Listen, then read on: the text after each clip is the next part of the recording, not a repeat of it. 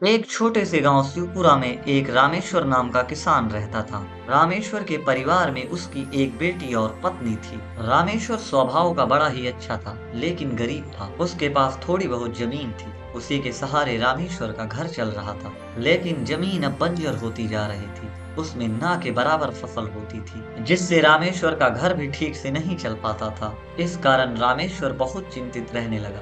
सीता, दिन प्रतिदिन हमारी जमीन बंजर होती जा रही है। कभी यही खेत हमारी रोजी रोटी का सबसे बड़ा सहारा हुआ करता था। हर मौसम में भरपूर फसल होती थी, घर में खुशहाली रहती थी। लेकिन अब हालात ये हो गए हैं कि खेत में इतनी भी फसल नहीं हो पाती कि हमारे घर का गुजारा हो सके। सुबह से शाम तक काम करने के बाद भी हाथ एकदम खाली रह जाते हैं। मैं सच कहता हूँ, मुझे बहुत फिक्र होने लगी है। अगर ऐसा ही चलता रहा तो आने वाले दिनों में हमारा घर चलाना तो मुश्किल हो जाएगा। ना बच्चों की पढ़ाई हो पाएगी, ना घर का खर्चा निकल पाएगा। बस यही चिंता मुझे हर वक्त खाए जा रही है। अरे जी, आप इतनी चिंता क्यों करते हैं? खेत ने साथ छोड़ा है तो इसका मतलब यह नहीं कि जिंदगी रुक जाएगी। मुझे लगता है कि हमें अपनी खेती का तरीका बदलना चाहिए। शायद हमारा खेत धान की खेती के लिए नहीं बना है। मौसम भी अब पहले जैसा नहीं रहा। धान की फसल के लिए जितना पानी चाहिए उतना अब बरसता ही नहीं। क्यों न हम कोई और फसल आजमाएं, जैसे दालें, मक्का या सब्जियां।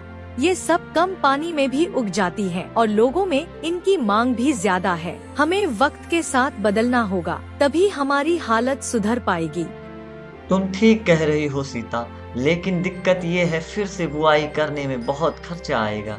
बीज, खाद, मजदूरी सबके दाम बढ़ गए हैं और हमारे पास जितना धन था पिछले साल की ही खेती में सब खत्म हो गए हैं। कई बार ऐसा लगता है जैसे किस्मत ने अब हमसे मुंह मोड़ लिया हो। अब और पैसा हम कहाँ से लाएंगे? बिना पूंजी की खेती कैसे शुरू करें?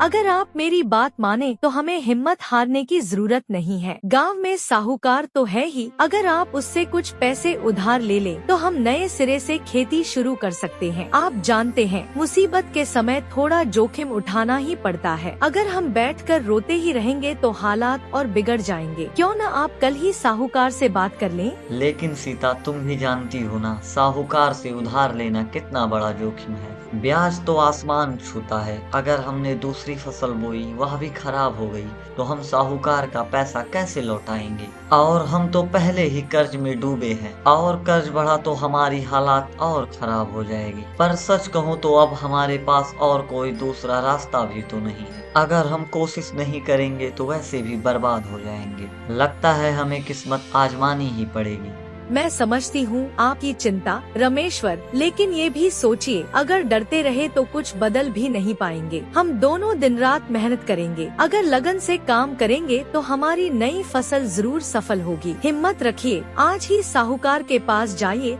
मदद मिल सके तो लेकर आइए। पूरा भरोसा है, भगवान भी हमारी मेहनत जरूर रंग लाएंगे। रामेश्वर साहूकार से कर्जा ले लेता है और उन पैसों से बुआई शुरू कर देता है, लेकिन किस्मत उसका इस बार भी साथ नहीं देती। सीता, जिसका डर था वही हुआ। इस बार भी उस मनहूस जमीन से कुछ नहीं निकला। खेत जैसे मेरी मेहनत का मजाक उड़ा रहा है। रोज सुबह से शाम तक खटता हूँ, पसीना बहाता हूँ, उम्मीद करता हूँ इस बार सब कुछ बदल जाएगा, लेकिन हर बार वही निराशा मिलती है। अब तो सच कहूँ तो मुझे कुछ समझ नहीं आ रहा है। मैं पूरी तरह से हार चुका हूँ। लगता है जैसे जीवन ने मुझे चारों तरफ से घेर लिया है। अरे जी, आप ऐसा क्यों कह रहे हैं? हिम्मत हारना तो हमारे खून में ही नहीं है। आपने कितनी बार मुश्किलों का सामना किया है और हर बार उनसे बाहर निकले हैं। ये कठिनाइयाँ भी हमेशा नहीं रहेंगी। अभी जमीन साथ नहीं दे रही है तो इसका मतलब ये नहीं कि जिंदगी ही रुक जाएगी। कोई ना कोई रास्ता तो जरूर निकलेगा। सीता, मैं कोशिश करना चाहता हूँ, पर अब मुझ में संयम नाम की कोई चीज नहीं बची। जैसे जैसे वक्त बीत रहा है, कर्ज का बोझ बढ़ता जा रहा है। खेत पर मेहनत करते करते मैं खुद को खोता जा रहा हूँ। सच कहूँ तो मैं पूरी तरह टूट चुका हूँ। इतना बोलकर रामेश्वर घर के बाहर चला जाता है। तभी रामेश्वर का चचेरा भाई वहाँ पर आ जाता है और बोलता है, क्या हुआ रामेश्वर? बहुत परेशान लग रहे हो तुम। तुम्हारा चेहरा ही सब बयां कर रहा है। ऐसा लगता है जैसे कोई बहुत बड़ा बोझ उठा रखा हो। मुझसे कहो, शायद मैं कोई तुम्हारी मदद कर सकूं। भैया बात ही कुछ ऐसी है, क्या कहूँ किससे कहूँ, कुछ समझ ही नहीं पा रहा हूँ। मेरी जमीन पहले की तरह उपज ही नहीं दे रही। जितनी उम्मीद लेके फसल बोता हूँ उतनी उपज मिलती ही नहीं। ऊपर से पहले भी बहुत कर्जा था और मजबूरी में साहूकार से भी उधार लेना पड़ा। अब उसकी किस्त भरना तो दूर, ब्याज का भी इंतजाम नहीं है। इस बार की पूरी फसल बर्बाद हो गई। मेरे सारे सपने, सारी मेहनत मिट्टी में मिल गई भैया। रामेश्वर, यही तो मैं बार बार कहता हूँ, इतनी मेहनत, इतना पसीना बहाने के बाद भी तुम्हें मिलता क्या है? हर साल वही कर्ज, वही परेशानियाँ, तुम्हारे हालात तो और बिगड़ते ही जा रहे हैं। मेरी मानो तो खेती करना ही छोड़ दो। इतने सालों से देख रहा हूँ, खेती से ना तो घर चलता है, ना ही कर्ज उतरता है। तुम धीरे धीरे इस बोझ तले दबते ही जा रहे हो। अगर ऐसा ही चलता रहा तो तुम्हारा और तुम्हारे परिवार का क्या होगा? भैया आप सही कह रहे हो, लेकिन मैं खेती छोड़ दूं तो करूंगा क्या? मुझे खेती के अलावा और कुछ आता ही नहीं। ये तो मेरा पुश्तैनी काम है, यही तो मेरे रोजी रोटी का सहारा रहा। अगर खेती भी छूट गई तो मेरे परिवार का पेट कैसे भरेगा? बच्चे क्या खाएंगे? पत्नी को क्या दूंगा? यही सोचकर मेरी रातों की नींद उड़ जाती है। रामेश्वर, तुम क्यों सोचते हो कि सिर्फ खेती ही रोजी रोटी का सहारा है? और भी तो रास्ते हैं पैसे कमाने के। अब देखो, गांव में कई लोग छोटे छोटे व्यापार कर रहे हैं। कोई अनाज मंडी में दुकान खोले बैठा है, कोई सब्जी बेच रहा है, तो कोई दूध बेच रहा है। सबके घर चल रहे हैं और बच्चे की पढ़ाई भी। तुमने इतने साल खेती करके देख लिया, लेकिन हाथ में क्या आया? खाली कर्ज और निराशा। अब समय आ गया है कि तुम अब रास्ते बदलो। रामेश्वर देखो, कब तक तुम इस खेत से उम्मीद लगाए बैठे रहोगे? सालों से मेहनत कर रहे हो, लेकिन मिला क्या? बस कर्ज, चिंता और ताने। यह खेती तुम्हें कुछ नहीं दे रही। मेरी मानो तो अब इसे छोड़ दो। क्यों अपनी जिंदगी बर्बाद कर रहे हो? कुछ और काम क्यों नहीं शुरू करते? भैया आप सही कह रहे हो, यह खेती मेरे लिए अभिशाप बन गई है। दिन रात खून पसीना बहाता हूँ और बदले में सिर्फ दुख और कर्ज मिलता है। लेकिन भैया सवाल यह है कि मैं कुछ और करूँ तो क्या करूँ? कौन सा व्यापार करूँ? मुझे इस सब का कोई अनुभव नहीं है। देखो रामेश्वर, जिंदगी को बदलने के लिए हिम्मत चाहिए। अगर तुम हिम्मत कर लो तो रास्ता खुद ब खुद बन जाएगा। मेरी बात मानो तो तुम एक काम करो, तुम एक गाय खरीद लो। दूध का व्यापार हमेशा चलता है, तुम्हें घाटा बहुत कम होता है और मेहनत का सीधा फल मिलता है। गांव में दूध की हमेशा मांग रहती है, शहर में अच्छे दाम मिल जाते हैं। गाय? लेकिन भैया उसके लिए तो बहुत पैसा चाहिए। अभी तो मेरे पास इतना पैसा भी नहीं है कि मैं गाय खरीद सकूं। कर्ज का बोझ तो पहले से ही सर पे है, नया खर्चा कैसे करूं? यही तो बात है। पैसों की चिंता तुम मत करो, मैं हूं ना साथ। मेरे एक पहचान वाले आदमी हैं, वह तुम्हारी गाय खरीदने के लिए पैसे उधार देगा। तुम चिंता मत करो, मैं तुम्हें खुद उसके पास लेकर जाऊंगा। ये मौका मत गंवाओ, वरना जिंदगी भर मनुष्य खेत से पड़े रह जाओगे। भैया आप कह रहे हो तो जरूर इसमें भलाई होगी। आपने हमेशा मेरे लिए अच्छा ही सोचा है। ठीक है, जैसा आप कह रहे हैं मैं मान लेता हूँ। मैं दूध का ही व्यापार करूंगा, शायद यही रास्ता मेरी किस्मत बदल दे। मोहन अपने किसी पहचान वाले से रामेश्वर को पैसे दिला देता है और साथ ही साथ उसके लिए एक गाय भी खरीद देता है। गाय की मदद से रामेश्वर का व्यापार अच्छा चलने लगता है। सीता, हमें यह दूध का व्यापार पहले ही शुरू कर देना चाहिए था। हम बेकार ही उस मनहूस खेत के पीछे लगे रहे और कर्ज में डूबते रहे। देखो दूध से कितने अच्छे पैसे मिल रहे हैं। थोड़े ही दिनों में हमारा सारा कर्जा उतर जाएगा। हाँ, आप सही कह रहे हैं। हमारी बेटी भी अब बड़ी हो रही है। हम उसकी शादी के लिए थोड़ा थोड़ा पैसा बचा पाएंगे और इससे हमारी चिंता भी कम हो जाएगी। ऐसे ही कुछ दिन बीत जाते हैं, सब कुछ ठीक चल रहा होता है। तभी एक जहरीला पौधा खाने की वजह से गाय की मौत हो जाती है। गाय की मरने की वजह से रामेश्वर का सारा व्यापार बंद हो जाता है। रामेश्वर बहुत चिंता में पड़ जाता है। तभी वहाँ पर साहूकार आ जाता है और बोलता है, रामेश्वर, अब मेरा सब्र जवाब दे रहा है। महीनों से टाल मटोल कर रहा है तू। सुना है तेरे दूध का धंधा पिछले महीनों बहुत अच्छा खासा चला था। लोगों ने बताया रोज सुबह शाम तेरे घर से दूध की बाल्टियां निकला करती थी। फिर भी तूने मेरे पैसे क्यों नहीं लौटाए? आज मैं खाली हाथ नहीं जाऊंगा। या तो तू मेरे पैसे वापस दे या अपना कोई सामान गिरवी रख। साहूकार जी आपकी बात सच है। धंधा चला था लेकिन किस्मत ने फिर से दगा दे दिया। कल ही मेरी सबसे ज्यादा दूध देने वाली गाय ने गलती से खेत में उगे जहरीले घास खा लिए। सुबह तक वह मर गई और आप ही सोचिए मैं बिना गाय के दूध कहाँ से लाऊं? घर में अनाज तक नहीं है और मैं पैसे कहाँ से दूं? मैं आपकी रकम लौटाना चाहता हूँ, लेकिन सच में इस समय मैं असमर्थ हूँ। मुझे ये बहाने मत सुना। तेरी गरीबी की दास्तां रोज रोज नहीं सुन सकता मैं। पैसे चाहिए मतलब चाहिए। पहले तुझे तेरे बंजर खेत ने धोखा दिया और अब तो तेरी गाय भी मर गई। सच कहूँ तो मुझे पहले ही समझ जाना चाहिए था, तू है ही मनहूस आदमी। तेरी छाया किसी पे पड़े तो उसका भी बुरा हो जाए। अगर कल शाम तक मुझे मेरी पूरी रकम नहीं मिली तो मैं कल मुखिया जी को साथ में लेकर आऊंगा। फिर तेरे पास न ये टूटा फूटा घर बचेगा और न ही तेरी जमीन। सोच ले रामेश्वर, ये मेरी आखिरी चेतावनी है। साहूकार गुस्से में पैर पटकते हुए चला जाता है और रामेश्वर बहुत चिंता में पड़ जाता है। उसे कुछ समझ में नहीं आ रहा होता। खेत की ओर निकल जाता है और खेत पहुंचकर बोलता है, ये जमीन मेरे लिए मनहूस है। आज इस जमीन की वजह से मैं इस जगह पर हूँ। इस खेत ने मेरा कभी साथ नहीं दिया, मुझे कभी अच्छी फसल नहीं दी। मैं इसमें हर साल कितनी मेहनत करता, पर इस जमीन ने आज तक मेरी मेहनत का मुझे फल नहीं दिया। आज जो भी हो रहा है इस खेत की वजह से हो रहा है। अगर ये खेत न होता तो मुझे इतना कर्ज लेने की जरूरत न पड़ती। आज मैं जितने भी कर्ज में हूँ सब इस खेत की वजह से है। आज मैं इस मनहूस खेत को ही बेच देता हूँ और अपना सारा कर्ज चुका देता हूँ, और जो थोड़े बहुत पैसे बच जाएंगे उससे मैं कोई नया व्यापार शुरू कर लूंगा। और गुस्से में रामेश्वर गांव के साहूकार के पास जाता है। सेठ जी, आपके पैसे मैं कभी लौटा ही नहीं पाऊंगा। मैंने कोशिश किया, बार बार किया, हर बार किस्मत ने मेरा साथ नहीं दिया। कभी बारिश वक्त पर नहीं हुई, कभी फसल ठीक से नहीं निकली, और निकली भी तो उसमें कीड़े लग गए, या तो दाम इतने गिर गए कि गुजारा भी मुश्किल से हो पाया। मेरे पास अब और कोई चारा नहीं बचा, और कोई दूसरा काम करने के लिए मेरे पास पूंजी नहीं है। यही वजह है कि मैं अपना खेत बेचने को सोच रहा हूँ। वह खेत अब मेरे लिए बोझ बन चुका है। मैं चाहता हूँ कि अब आप ही मेरा खेत ले लीजिए। उसमें से जो आपका कर्ज हो उतना काट लीजिए, और जो बचा खुचा रहेगा वही मुझे दीजिए। यही मेरी आखिरी उम्मीद है। साहूकार मन ही मन सोचने लगता है, ये तो गजब का मौका है। ये आदमी मजबूरी में है, बेचारा कंगाल हो चुका है, इसे कोई दूसरा सहारा नहीं मिलेगा। ये खेत ठीक वैसे भी फसल नहीं देता। जमीन तो जमीन है, अगर इसे मैं अभी औने पौने दाम में खरीद लूं तो आने वाले समय में मुझे इसका बड़ा फायदा मिलेगा। यही सही वक्त है इसके टूटे हालात का फायदा उठाने। अरे तुम जैसे मनहूस आदमी से मैं खेत लेकर अपनी जिंदगी बर्बाद कर लूं? तेरे साथ साथ मनहूसियत मेरे घर भी चली आएगी। गांव का कोई भी आदमी तुम्हारा खेत नहीं खरीदेगा। सब जानते हैं उस खेत ने तुम्हें बर्बाद कर दिया। मैं क्यों अपनी दौलत उस मनहूस जमीन पर डुबाऊं? सेठ जी, ऐसा मत कहिए, मेरे पास और कोई दूसरा रास्ता नहीं है। अगर ये खेत नहीं बिकेगा तो मैं आपके पैसे कभी नहीं चुका पाऊंगा। अब आप ही सोचिए, अगर आपको आपका पैसा चाहिए तो आपको ये खेत लेना ही पड़ेगा, क्योंकि आपको देने के लिए अब मेरे पास फूटी कौड़ी भी नहीं है।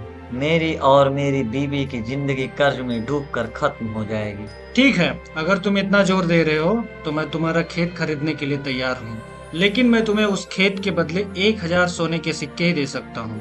उससे ज्यादा उस खेत की कोई कीमत भी नहीं है। तुम भी जानते हो, मैं भी जानता हूँ कि वो खेत किस काम का है। ज्यादा उम्मीद मत पालो। क्या सिर्फ 1000 सिक्के सेठ जी?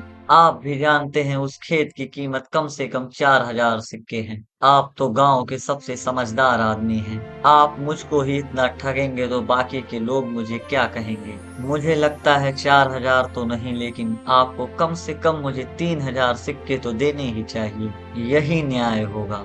क्या बोला तूने? एक तो मैं तेरे पे एहसान कर रहा हूँ, वरना तेरे खेत को कोई कौड़ी के भाव भी नहीं खरीदता, और तू मुझसे 3000 सिक्कों की उम्मीद कर रहा है। सुन, ज्यादा जबान मत चला। तेरे खेत ने आज तक तुझे दिया ही क्या है? सिर्फ कर्ज, दुख और बदनामी। और मुझे क्या देगा? मुझे ही उल्टा घाटा होगा। मैं तो तुझसे खेत लेके भी जोखिम उठा रहा हूँ। लेना हो तो ले, वरना निकल जाए यहाँ से। रामेश्वर बहुत चिंता में डूबा रहता है। उसके माथे से पसीना टपकने लगता है। उसे समझ नहीं आता वो करे तो क्या करे। लंबे समय से सोचने के बाद भारी मन से कहता है, ठीक है सेठ जी, जैसा आप कहें, मैं मजबूर हूँ, मुझे 1000 सिक्के ही दे दीजिए। शाहूकार तुरंत रामेश्वर को पैसे देता है और खेत अपने नाम कर लेता है। रामेश्वर घर पहुंचकर सीता को सारी बात बताता है। हे भगवान, ये आपने क्या कर दिया? इतनी जल्दी इतना बड़ा फैसला ले लिया। आखिर वह जमीन हमारे पुरखों की निशानी थी, हमारी पहचान थी। हम चाहे भूखे मर जाते, लेकिन उस जमीन को इतनी सस्ती कीमत पर कभी नहीं बेचते।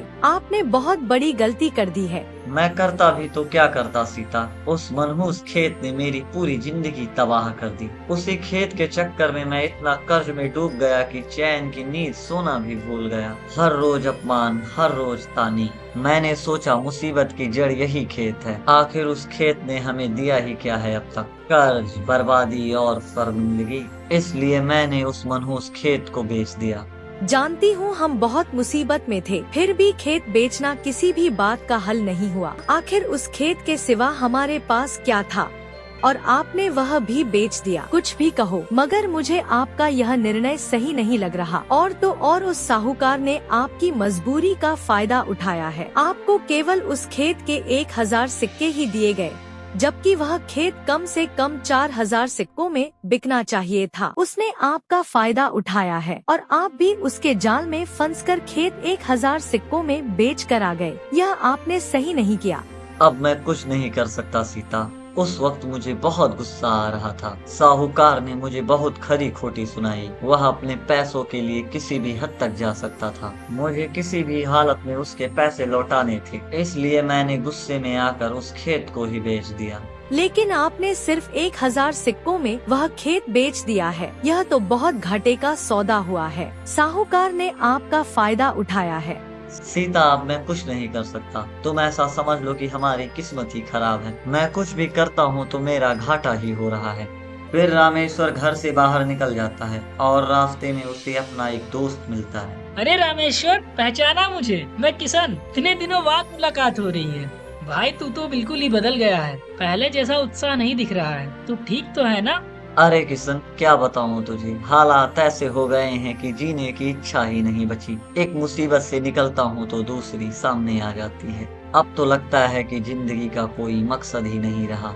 अरे रामेश्वर, ये कैसी बातें कर रहा है तू? जिंदगी जीने का कोई मकसद नहीं? तू हमेशा हिम्मती, खुशमिजाज इंसान था। आखिर ऐसा क्या हो गया कि तू इस तरह हार मानने की सोच रहा है? क्या बताऊं किशन, ना परिवार के लिए कुछ कर पा रहा हूँ, ना अपने लिए। मेहनत करने के बाद भी सब हाथ से निकल जाता है। यहाँ तक कि अब दिमाग भी काम करना छोड़ चुका है। सोचता हूँ कि बस कहीं जाकर अपनी जान दे दूं। हे भगवान, ये तू क्या कह रहा है? तेरे परिवार का क्या होगा? जरा सोच, तेरे बच्चों का क्या होगा तेरे बाद? बस यही तो मेरी मति मारी गई थी। जो मैंने अपना खेत बेच दिया, वो भी सिर्फ 1000 सिक्कों में। मेरे जीवन का सहारा ही छीन लिया गया। तूने अपना खेत सिर्फ 1000 सिक्कों में बेच दिया? भाई तू पूरी तरह साहूकार के जाल में फंस गया है। उसने तेरा पूरी तरह फायदा उठाया है। हाँ किशन, मैं मजबूर था। हालात ऐसे थे कि मुझे कोई और दूसरा रास्ता नजर नहीं आ रहा था। अब जब सोचता हूँ तो लगता है अब सब खत्म हो गया। रामेश्वर, अभी कुछ भी खत्म नहीं हुआ है। तू हिम्मत मत हार। अगर तू चाहे तो मैं तेरी मदद कर सकता हूँ। मैं तेरे खेत को तुझे मैं वापस दिला सकता हूँ। सच में किशन, क्या ये मुमकिन है? लेकिन वह चालाक साहूकार मुझे अपना खेत वापस क्यों देगा? उसके लिए ये तो सोने की खान है। रामेश्वर, दुनिया में सबसे ज्यादा ताकतवर चीज पैसे से भी ज्यादा होती है। वो है बुद्धि। मेरे पास एक तरकीब है। तू बस वैसा ही करेगा जो मैं कहूँगा। अच्छा, पर बताओ, वह साहूकार खुद मेरे घर आएगा और कहेगा खेत वापस ले लो? ये तो किसी चमत्कार जैसा लग रहा है। और सिर्फ 200 सिक्कों में? ये तो असंभव है। मैंने तो उससे 1000 सिक्के लिए थे। यही तो खेल है मेरा भाई। साहूकार तेरे दरवाजे पे आके गिड़गिड़ाएगा और जब वो कहे तो बोल देना, मैं खेत वापस लूंगा, लेकिन 200 सिक्कों में। एक भी सिक्का ज्यादा मत देना। किशन, ऐसा कैसे होगा? आखिर वह अपना मुनाफा क्यों छोड़ेगा और क्यों आएगा मेरे पास? उसकी मजबूरी उसे तेरे पास खींच लाएगी। ये तू अभी नहीं समझेगा। तू बस इतना याद रखना, साहूकार के लालच का अंत उसी के लालच से होगा। मुझे अब भी कुछ समझ नहीं आ रहा। लेकिन तू पराया नहीं है, तू तो अपने भाई जैसा है। तेरे कहे पर भरोसा करूंगा। ये तेरी सबसे बड़ी ताकत होगी। तू यकीन रख, हालात ऐसे पलटेंगे कि साहूकार तुझे खुद खेत लौटाने को मजबूर हो जाएगा और तब तेरा सिर गर्व से ऊंचा हो जाएगा। फिर किशन साहूकार के पास जाता है और बोलता है, नमस्कार भाई जी, मेरा नाम किशन सिंह है। मैं पड़ोस के गांव से आया हूं। मैंने सुना है आपके पास बहुत ढेर सारी जमीनें हैं। दरअसल मेरी एक आदत है, मैं हर शुभ अवसर पर कुछ न कुछ जमीनें जरूर खरीदता हूं। ये मेरी परंपरा भी है और विश्वास भी है। जमीन ही असली दौलत है भाई जी। सोना चांदी खत्म हो सकता है, लेकिन जमीन हमेशा आदमी के साथ रहती है। अगर आप मुझे कोई भी जमीन बेचना चाहते हैं तो मैं उसके बदले आपको अच्छी खासी रकम देने के लिए तैयार हूँ। आपके लिए ये सौदा फायदेमंद ही होगा। वाह किशन जी, ये तो बड़ी खुशी की बात है। आप जैसे इज्जतदार आदमी मेरी जमीन लेना चाहते हैं, ये तो मेरे लिए बड़े गर्व की बात होगी। मेरे पास बहुत सारी जमीन है, अच्छी है और सुंदर भी। आइए मेरे साथ, मैं आपको दिखाता हूँ। आप देखकर बहुत खुश हो जाएंगे। साहूकार किशन को अपनी जमीन दिखाने ले जाता है। चलते चलते वो खेतों के चारों ओर वो खेतों की हरियाली दिखाता है। वहां पहुंचकर साहूकार बड़े गर्व और आत्मविश्वास के साथ कहता है, ये देखिए किशन सिंह जी, ये जमीन कितनी हरी भरी है। यहाँ की मिट्टी सोने से भी ज्यादा कीमती है। यहाँ जो भी बीज डालो दोगुना तिगुना फलता है। आप चाहे तो इसे खरीद सकते हैं। ये आपके परिवार की कई पीढ़ियों तक काम आएगी। किशन जमीन को गौर से देखता है और चेहरा गंभीर हो जाता है। कुछ देर तक चुपचाप सोच में डूबा रहता है और फिर मन ही मन बोलता है, अरे यह तो रामेश्वर की जमीन नहीं है। लगता है साहूकार मुझे फंसाने की कोशिश कर रहा है। ये मुझे किसी और की जमीन दिखा रहा है। साहूकार जी, ये जमीन तो सचमुच में अद्भुत है। मैं इसे खरीदना बहुत ही पसंद करूंगा, क्योंकि ऐसी जमीन हर किसी के नसीब में नहीं होती। इसकी दिशा और दशा, फलाव, यहाँ की ऊर्जा बहुत ही उत्तम है। जो इस जमीन का मालिक होगा उसके जीवन में कभी भी कोई भी कमी नहीं होगी। वह आदमी जो चाहे वो पा सकता है। उसके परिवार में आने वाली पीढ़ी को कभी भी कोई भी चीज की कमी नहीं होगी। ऐसी जमीन तो अपने में ही खजाना होती है। किशन की यह बात सुनकर साहूकार का चेहरा उतर जाता है। वह गहरी सोच में पड़ जाता है। उसके दिमाग में लालच, डर, शक सब मिलकर हलचल मचाने लगते हैं और मन ही मन कहता है, नहीं, अगर किशन सच कह रहा है तो ये जमीन मेरी तरक्की का राज है। यही वो जमीन है जिसने मुझे साहूकार बनाया। अगर मैंने इसे बेच दिया तो मेरा सब कुछ चला जाएगा। मेरा मान सम्मान सब कुछ छिन जाएगा। ये सौदा मैं नहीं कर सकता। किशन सिंह जी, मुझे माफ करिए, ये जमीन मैंने आपको गलती से दिखा दी है। दरअसल मेरा इरादा आपको दूसरी जमीन दिखाने का था। ये मेरी सबसे कीमती जमीन है और मैं इसे किसी भी हालत में नहीं बेच सकता। रुकिए, मैं आपको एक और जमीन दिखाता हूँ जो और भी अच्छी है और बेचने के लिए उपलब्ध है। भाई जी, मुझे कोई दूसरी जमीन नहीं देखनी। मुझे यही जमीन पसंद आई है। आप इसकी कीमत बताइए, मैं आपको मुंह मांगा दाम देने को तैयार हूँ।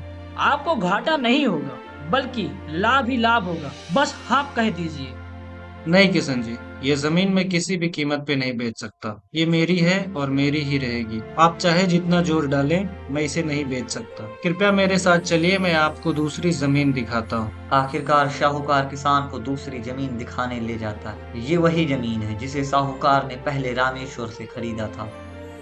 देखिए किशन जी, ये जमीन मैंने हाल में ही खरीदा है। ये भी बहुत उपजाऊ है। इस पे खेती करके अच्छा मुनाफा कमाया जा सकता है। अगर आप चाहें तो इसे ले सकते हैं, लेकिन इसकी कीमत थोड़ी ज्यादा होगी। मुझे इसके बदले पूरे 5,000 सोने के सिक्के चाहिए। क्या आप इस जमीन की बात कर रहे हैं? नहीं भाई जी, ये जमीन मेरे किसी काम की नहीं। मैं इसे मुफ्त में भी ना लूं। 5,000 सोने के सिक्के की तो बात ही छोड़ दीजिए।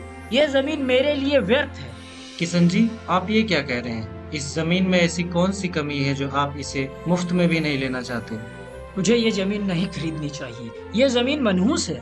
मैं तो अभी तक यही सोच रहा हूँ, तू अभी तक सुरक्षित कैसे है? जिस किसी ने भी ये जमीन को अपने पास रखा है वो बर्बादी के कगार पे पहुंच गया है। इस जमीन की छाया तक भी अशुभ है। जिसके पास भी यह जमीन रह गई है वह हर सुख सुविधा से वंचित हो गया है, अनाज के लिए मजबूर हो गया है, परिवार दर दर की ठोकरें खा गया है। मैं अपनी विद्या और अनुभव के बल पर साफ साफ देख सकता हूँ इस जमीन का भूतकाल बहुत ही भयानक रहा है। इस मिट्टी ने कईयों के घर उजाड़ दिए हैं। यही वजह है कि ये जमीन जहाँ भी जाएगी उसका विनाश तय है। जितना मुझे पता है, जिसने भी ये जमीन अपने पास रखी थी उसने या तो सब कुछ खो दिया है या मजबूरी में दूसरों को सौंप दिया है। ये जमीन तुम्हारे पास भी बर्बादी के लिए आई है। ये कोई साधारण भूमि नहीं है या तुम्हारी परीक्षा लेने आई है। तुम सच कह रहे हो। ये जमीन रामेश्वर ने बेची थी। मैंने खुद देखा है। इस जमीन से रामेश्वर को कोई भी लाभ नहीं हुआ। जब से उसके पास ये जमीन आई है उसके घर का चूल्हा तक बुझने के कगार पे आ गया। उसकी हालत मैं बहुत अच्छे से जानता हूँ। वो पूरी तरह से बर्बाद हो गया। फसलें सूख गई, पशु मर गए, कर्ज का बोझ उस पे चढ़ गया। बिल्कुल सही कह रहे हो, शायद ये जमीन ही उसकी बर्बादी की वजह है, और अब वही जमीन मेरे पास है। मेरी हालत भी रामेश्वर जैसी ही हो जाएगी। नहीं, ऐसा नहीं हो सकता। अगर ऐसा हुआ तो मेरा नामो निशान मिट जाएगा। मुझे तो अभी से डर लग रहा है। मुझे किसी भी कीमत पे ये जमीन अपने पास नहीं रखनी चाहिए। इसे मैं कल ही बेच दूंगा। सुनो साहूकार, मेरी बात ध्यान से सुनो। ये कोई सामान्य जमीन नहीं है, ये शरापित है। यह जमीन किसी और को तुम नहीं बेच सकते। किसी और को बेचने की कोशिश की तो तुम्हारा विनाश और भी तेजी से होगा। याद रखो, यह भूमि तुम्हें उसी को लौटानी होगी जिससे तुमने ये ली थी। अगर यह जमीन तुमने रामेश्वर को वापस बेच दी, तुम्हारा आने वाला समय सुधर जाएगा। सारा नुकसान, सारी पीड़ा तुम्हारे सर से उठकर रामेश्वर के ऊपर लौट जाएगी। किशन जी, लेकिन ये जमीन मैंने पूरे 1000 सिक्कों में खरीदी थी। अगर मैं उसे वापस बेचने जाऊं तो क्या उतने ही सिक्के मुझे वापस लौटा पाएगा वो? अगर वो नहीं लौटा पाया तो मेरा बहुत बड़ा घाटा हो जाएगा। सिक्कों का मोह छोड़ दो साहूकार। धन तो मेहनत से फिर भी कमाया जा सकता है, लेकिन ये जमीन एक दिन भी तुम्हारे पास रही तो तुम्हारे पास धन तो दूर, जीवन तक नहीं बचा रहेगा। लालच मत करो, घाटे का सौदा ही सही, लेकिन यह सौदा तुम्हारी जिंदगी बचा लेगा। लालच मत रखो साहूकार, हो सकता है उसके पास पूरा धन ना हो। याद रखो, जमीन वापस देकर ही तुम्हारा उद्धार हो सकता है। अगर तुम लालच में आकर सौदा बिगाड़ दोगे तो ये जमीन तुम्हारा जीवन को बर्बाद कर देगा। नहीं, मैं जोखिम नहीं उठाना चाहता। ठीक है किशन जी, मैं कल ही रामेश्वर के घर जाकर ये जमीन उसे वापस कर दूंगा। तब तक मुझे चैन नहीं मिलेगा। अगले दिन साहूकार रामेश्वर के घर जाकर कहता है, रामेश्वर, मैं बहुत सोच विचार के बाद एक निर्णय पे पहुंचा हूँ। सच कहूँ तो तुम्हारी वो जमीन मुझे अपने पास नहीं चाहिए। जिस उद्देश्य से मैंने वो खेत खरीदा था वो पूरा नहीं हो पाया, उल्टा मुझे अब उसमें नुकसान ही दिख रहा है। इसलिए मैंने ठान लिया है कि वो जमीन अब तुझे मैं वापस लौटा दूं। मैंने उस समय जो तुझे 1000 सोने के सिक्के दिए थे वो तू मुझे अब लौटा दे। क्या कह रहे हैं सेठ जी? आपने अपनी मर्जी से वह खेत खरीदा था, बदले में आपने मुझे पूरे 1000 सोने के सिक्के दिए थे। अब तो वह लेन देन पूरा हो चुका है, और सच कहूँ तो मैंने उन सिक्कों का पहले ही उपयोग कर लिया है। घर की मरम्मत, बच्चों की पढ़ाई और कुछ पुराने कर्ज चुकाने में अब मेरे पास केवल 200 सिक्के ही बचे हैं। अगर अब आप मुझे खेत वापस लौटाना चाहते हैं तो मैं आपको पूरे 1000 सिक्के तो नहीं दे पाऊंगा। मैं तो केवल यही 200 सिक्के दे सकता हूँ। रामेश्वर, ये कैसा मजाक कर रहे हो? मैंने तुम्हें एक एक सिक्का गिन के दिया था, पूरे 1000, और अब तुम मुझे कह रहे हो सिर्फ 200 सिक्के ही बचे हैं। इतना बड़ा घाटा मैं कैसे सह लूं? तुम तो जानते हो ये कोई छोटा मोटा सौदा नहीं था, ये तो मेरे जीवन की सबसे बड़ी खरीदी थी। जी, मैं आपसे झूठ नहीं बोल रहा। मेरे पास अब केवल यही 200 सिक्के हैं। मैं आपको अब और देने की स्थिति में नहीं हूँ। आप चाहें तो इस खेत को अपने पास रख लीजिए। अगर आप मुझे खेत लौटाना चाहते हैं तो मेरी स्थिति बस इतनी ही है। साहूकार का मन विचलित होने लगता है। वह मन ही मन सोचता है, क्या करूं? अगर रामेश्वर सच कह रहा है कि उसके पास सिर्फ 200 सिक्के ही बचे हैं तो मुझे मानना ही पड़ेगा। मैंने तो उसे पूरे 1000 सिक्के दिए थे। इतने कम में तो खेत लौटाना बहुत बड़ा घाटा होगा। परंतु किशन ने चेतावनी दी है, अगर ये जमीन मेरे पास रही तो मेरा सर्वनाश निश्चित है। उसने कहा था ये खेत मेरे लिए विनाश का कारण बनेगा, और मैं जानता हूँ किशन व्यर्थ की बातें नहीं करता। नहीं, ये खेत मैं अपने पास नहीं रख सकता। चाहे जैसे भी घाटा हो, मुझे आज ही ये जमीन रामेश्वर को लौटानी होगी। ठीक है रामेश्वर, बहुत सोचने के बाद मैंने ये निर्णय लिया। तुम मुझे अपने पास बचे हुए 200 सोने के सिक्के दे दो। इतना सुनकर रामेश्वर का चेहरा एकदम खुश हो जाता है। उसे यकीन नहीं होता कि मात्र 200 सिक्कों में उसका खेत उसे वापस मिल जाएगा। वह खुशी से उछल पड़ता है। अब रामेश्वर अपने खेत में और अधिक मन लगाकर मेहनत करने लगता है। उसी दिन उससे खेत में हल चलाते समय उसकी नजर अचानक मिट्टी के नीचे दबे घड़े पर पड़ती है, जो सोने के सिक्कों से भरा होता है। यह देखकर रामेश्वर की आंखों में आंसू आ जाता है और उसकी खुशी का ठिकाना नहीं रहता। वह दौड़कर घर जाता है और अपनी पत्नी सीता को ये अद्भुत समाचार सुनाता है। सच कहूँ तो सीता, मैं बहुत गलत था। न जाने इस खेत को कितनी बुरी बुरी बातें कही, इसे मनहूस मानता था, लेकिन आज मुझे इसी खेत ने अपार दौलत दी है। अब हमारे पास इतना धन है जितना गांव में किसी के पास नहीं है, और यह सब संभव हुआ है मेरे दोस्त किशन की वजह से। अगर उसने मुझे आगाह न किया होता तो यह खेत साहूकार के पास चला जाता और हमें यह धन कभी न मिलता। अब मैंने समझ लिया है कि जल्दबाजी में लिए फैसले हमेशा गलत साबित होते हैं। धैर्य और सही सलाह ही इंसान की सबसे बड़ी ताकत है।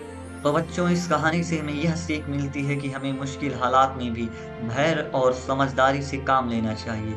जल्दबाजी या गुस्से में लिए गए फैसले अक्सर नुकसान पहुंचाते हैं। सही योजना और सलाह से ही मुश्किलों से निकला जा सकता है।